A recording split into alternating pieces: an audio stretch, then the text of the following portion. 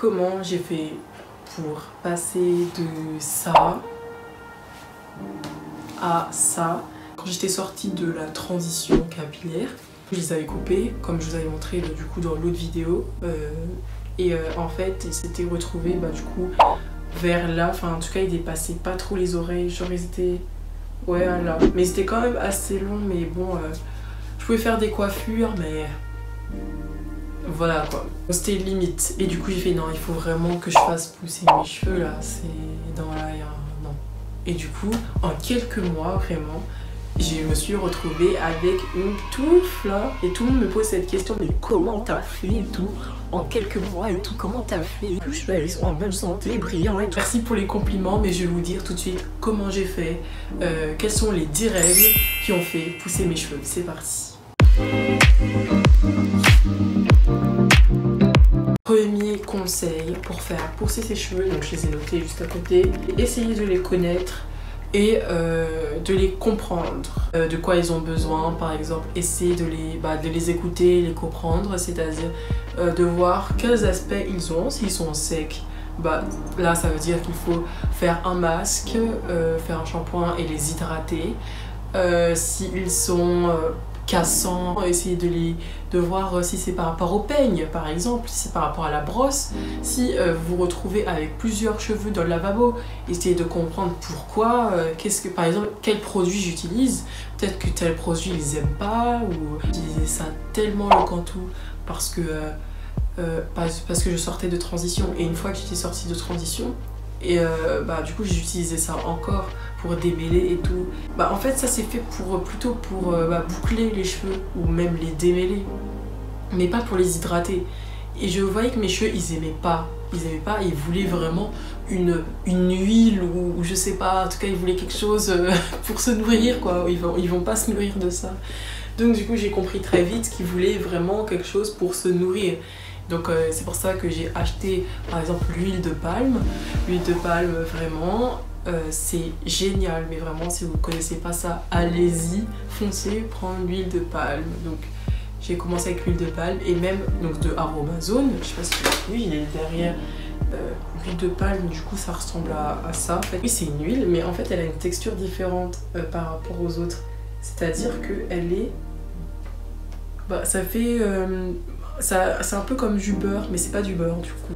Donc vraiment, c'est ça qui fait cette texture crémeuse. Donc vos cheveux, ils deviennent tout malléables, tout crémeux. Et en plus, ça hydrate très bien, franchement. C'est riche, vous n'allez pas non plus apprendre les types et les catégories, genre 4C, 4B, voilà. Mais juste essayez de les connaître. Donc deuxième conseil, c'est de toujours, quand vous touchez vos cheveux, quand vous les démêlez, enfin bref, quand vous les touchez, de mettre de l'eau, de vaporiser de l'eau. Ça aide vraiment. Donc si vous vous retrouvez, vous voulez les démêler ou alors vous voulez changer de coiffure, vaporisez toujours de l'eau. Vous allez voir par exemple sur Instagram, quand il y a des mini tutos coiffure, vous allez le voir toujours au début, elles vont vaporiser leurs cheveux d'eau. C'est comme ça, on vaporise ses cheveux d'eau parce que nos cheveux sont un peu plus secs que les autres, donc il faut les vaporiser assez régulièrement quand on les touche. Voilà, je vous jure que ça aide. Si vous faites toujours pas ça, faites-le et vous allez voir que ça va vraiment vous changer la vie. Du coup, troisième conseil, c'est dormir avec un bonnet en satin. Je vous jure, juste ça peut faire vraiment la différence parce que quand vous dormez, votre tête est sur l'oreiller, mais avant tout, ce sont vos cheveux aussi qui sont sur l'oreiller. Même moi, je remarquais que parfois, quand je me levais le matin et que j'oubliais de mettre... Enfin, avant, ça c'était avant, maintenant, je fais toute attention de le mettre. Parfois, je voyais des cheveux qui restaient bloqués en fait dans mon oreiller. Donc en fait, c'est ça, c'est que ça reste... Enfin, il y a des cheveux qui s'accrochent sur l'oreiller. Et ensuite, en fait, vous avez des cheveux qui se cassent carrément. En fait, tout simplement, vous avez des cheveux qui se cassent. Parce que ça reste bloqué sur l'oreiller, en fait. Ça nous fait pas mal, on sent rien. mais les cheveux restent bloqués sur l'oreiller et quand vous changez de position, ça se casse en fait, tout simplement. Ça m'arrive de voir le matin, je vois des cheveux en fait sur mon oreiller qui restent bloqués. Genre vraiment, il est dans le coton. Genre. En fait, c'est souvent les oreillers en coton qui font ça. Donc si vous prenez des oreillers en satin, ça peut bien le faire. Quatrième conseil, c'est de démêler correctement ses cheveux. Surtout pas démêler ses cheveux quand vous êtes en retard. Essayez de vous poser tranquillement.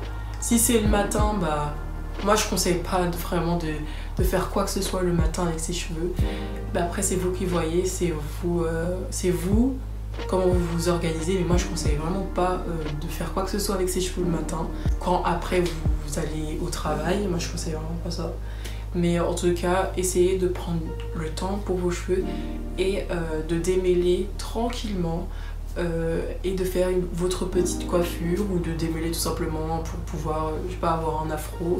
Et si vous n'êtes pas trop à l'aise, essayez de démêler, de faire des sections. De toute façon, dans tous les cas, il faut faire des sections quand vous démêlez les cheveux. Essayez de prendre un chewing-gum qui détend.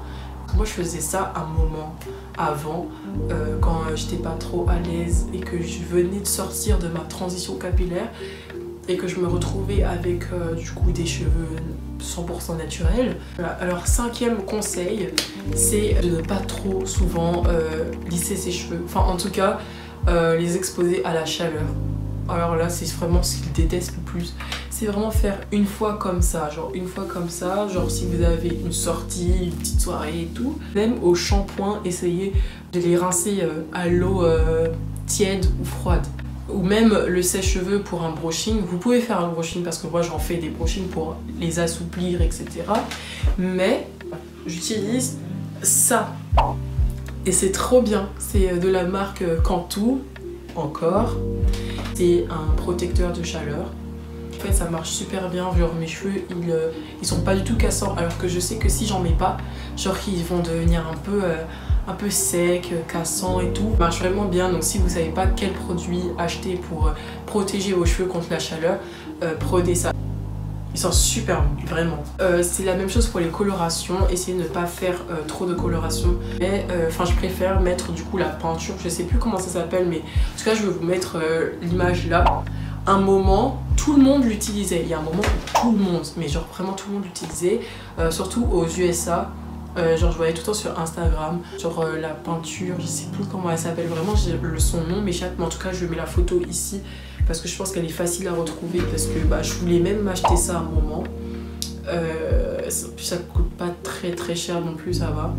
Mais en tout cas c'est trop bien, il y a plein de couleurs et tout, mais en tout cas si vous aimez vous colorer les cheveux, essayez, je sais vraiment plus son nom, mais c'est une peinture. Essayez vraiment ce produit là, je pense que ça pourrait être en tout cas mieux que les colorations qui se suivent d'une décoloration. Non, sixième conseil, essayez d'exposer ses cheveux naturels en fait, de ne pas les couvrir avec une perruque par exemple.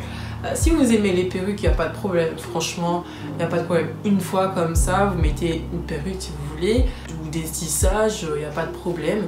Mais essayez vraiment de les exposer, parce que si vous les exposez pas à vos cheveux, comment ils peuvent pousser? Parce qu'ils ont besoin de respirer en fait, tout simplement. Les cheveux, vraiment, c'est vraiment une plante, ça a besoin d'être arrosé avec les cheveux, ça a besoin d'être nourri, ça a besoin de respirer. La peau, par exemple, si vous mettez beaucoup de maquillage, vous vous démaquillez pas, c'est pareil, ça respire pas. Tout doit respirer, donc c'est pareil pour les cheveux, ça doit respirer, ne pas tout le temps les couvrir de perruques ou de tissage, c'est pas très bon. 7e du coup conseil, de toucher le moins souvent possible. Voilà, c'est ça vraiment qui m'a aidé à faire pousser mes cheveux, c'est vraiment de les laisser tranquilles. Voilà. Moi je suis une fille, j'aime trop toucher mes cheveux, genre si vous commencez à démêler tout le temps, à toucher tout le temps, à attacher vos cheveux, détacher vos cheveux tout le temps, ça rime à casse, parce que si vous démêlez tout le temps, après vous allez avoir beaucoup de cheveux dans votre brosse, donc perte de cheveux, vous les attachez tout le temps, les détachez, puis vous remettez un truc, puis vous enlevez un truc, bah forcément quand vous les manipulez, il y aura un petit peu de cheveux sur le chouchou. Si vous assemblez tous les cheveux que vous avez perdus en les manipulant, bah ça fait en fait une tonne de cheveux dans la main. Donc moi en fait ce que je fais, c'est que après le shampoing, donc j'hydrate avec l'huile de palme et du coup je démêle avec le fructis. Et ensuite une fois que j'ai terminé de démêler et d'hydrater, je fais une coiffure. Donc je peux faire une coiffure braid ou une coiffure à 4 nattes comme ça. Et ça en fait ça permet à mes cheveux de pousser tranquillement en fait. Donc 8e conseil, ça serait en fait du coup d'hydrater ses cheveux. Parce que c'est vrai, c'est tout bête, mais il y a des personnes qui pensent pas à hydrater ses cheveux. La plupart du temps, quand je discute avec plusieurs personnes, ils disent qu'ils utilisent du Cantu. Tu sais que le Cantu, ça ne sert pas à hydrater, ça sert à boucler ou démêler les cheveux. Mais en fait, il y a plusieurs personnes, souvent, qui oublient d'hydrater des cheveux, de nourrir en fait des cheveux. Et quand je sors du shampoing, donc mes cheveux sont tout mouillés et tout, bon, je les sèche vite fait un peu avec la serviette, mais ça reste, voilà.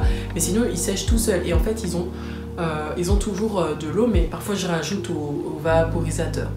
Mais en fait, pour sceller l'hydratation, pour sceller l'eau, quoi, pour sceller l'hydratation, en fait, il faut mettre du coup de l'huile. Donc moi, c'est l'huile de palme. L'huile de palme scelle très très bien l'hydratation. Ça va donc conserver donc l'eau jusqu'à plusieurs jours. Je peux retrouver, quand je défais mes cheveux, quand je défais ma coiffure, je peux retrouver mes cheveux toujours hydratés. Il y a toujours un petit peu d'eau, c'est toujours un peu mouillé. Ça reste hydraté, genre mouillé, vos cheveux ne sont du coup pas secs. Le 9e conseil consiste donc à faire des bains d'huile ou des masques. Avant chaque shampoing, le dimanche je me lève, je fais un petit masque. Donc je ferai une vidéo sur le fameux masque à la banane que j'ai répété dans chaque vidéo. Parce que j'ai l'impression que c'est vraiment ça qui aide à la pousse de mes cheveux, c'est vraiment le masque à la banane. Après le shampoing, je peux vous jurer que mes cheveux se retrouvent avec de magnifiques boucles et sont brillants, en bonne santé et tout. Mais je préfère faire un masque comme ça et tout, prendre mon temps, laisser poser, que faire directement un shampoing et tout. 10e conseil que je trouve très important, qui m'ont aidé à faire pousser mes cheveux, c'est vraiment de couper un petit peu ses pointes. Donc si vous avez les cheveux déjà courts, je peux comprendre, mais franchement n'ayez pas peur, parce que je vous jure que couper les pointes ça peut aider. Après vous n'allez pas couper 5 cm de vos cheveux, juste un petit peu vite fait, vous prenez comme ça et vous coupez un peu comme ça, hop. Je peux vous jurer que ça fait grave pousser vos cheveux. Genre. Cette vidéo du coup elle est terminée. J'espère que vous allez bien suivre ces conseils pour vous aider à pousser vos cheveux, donc surtout après la transition, parce que je pense que du coup vous avez envie d'avoir de beaux cheveux naturels bien longs après du coup la transition. Du coup j'espère que cette vidéo vous aura plu. Je vous dis du coup à très bientôt du coup, pour une nouvelle vidéo. Voilà, bisous.